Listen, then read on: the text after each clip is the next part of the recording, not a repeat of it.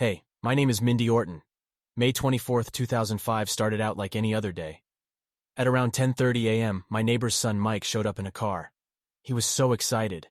He wanted me to take a ride in it with him so he could show it off.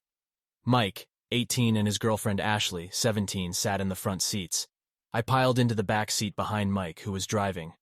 As my seatbelt clicked into place, the car rolled over a rough spot on the road. I heard something like metal make a cracking noise, and Mike immediately said, "What the hell was that?" "I don't know, but I heard it too," I said. In a panicky voice, Mike said, "There's something wrong with the steering." Then there was another very similar noise to the first one, and Mike started yelling in a much panicked tone, "There's no steering! There's no steering! What do I do?" I leaned forward, placed both my hands gently on his shoulders, and in the calmest tone I could muster, I said, "Don't step on the brakes, and don't step on the gas. Just coast to a stop." "What about the cars behind us?" he asked, still talking in a loud, panicked voice. "They'll have to stop too," I said, still trying to sound and, at this point, remain calm. We hit a Jeep, head on.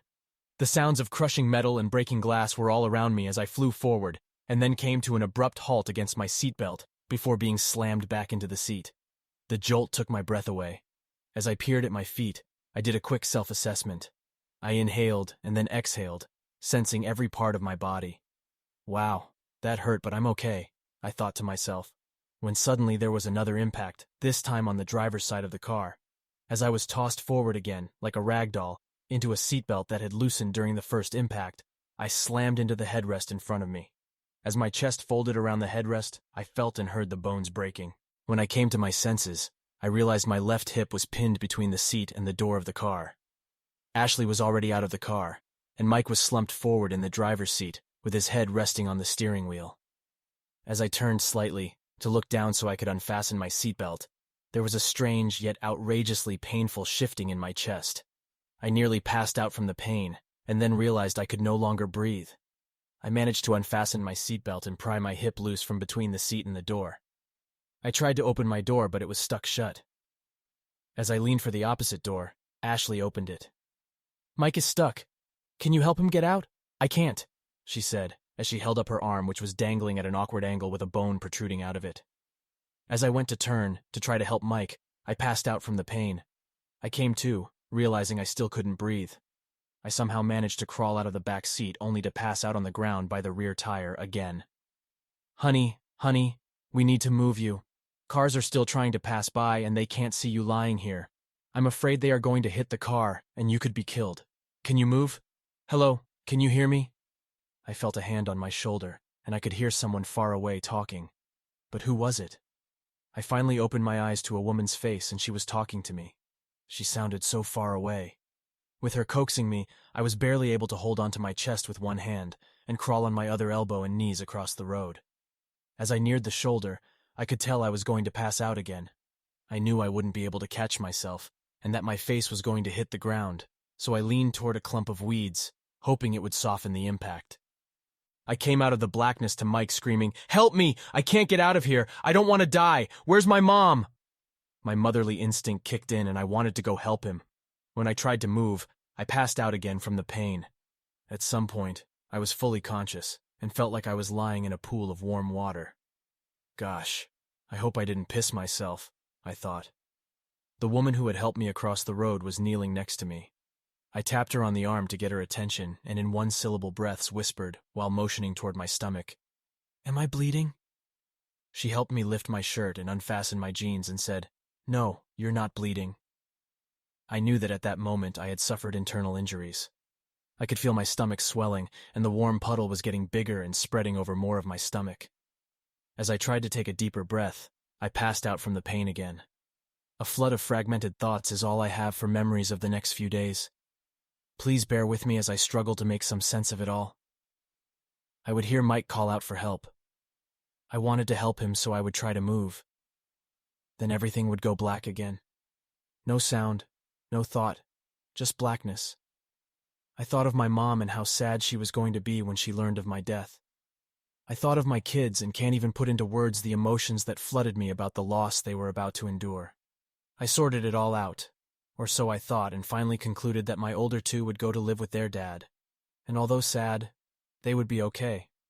My younger two would go to live with my parents, and although sad, they too would be okay. I could feel myself slipping away again. I knew this was it. This was the end. I was going to die. As I exhaled, what I thought was my last breath, I prayed, "Dear God, give my mom the strength she'll need to take care of my boys one day at a time." Then, as I let the last of my breath out, I prayed, "Thank you, Jesus. I am coming home." Then everything went white, not black like before, and I could feel myself moving amongst all this whiteness up, away, and traveling fairly quickly. Then from below I could hear the woman that had been sitting with me start calling out, "Oh my God! She stopped breathing!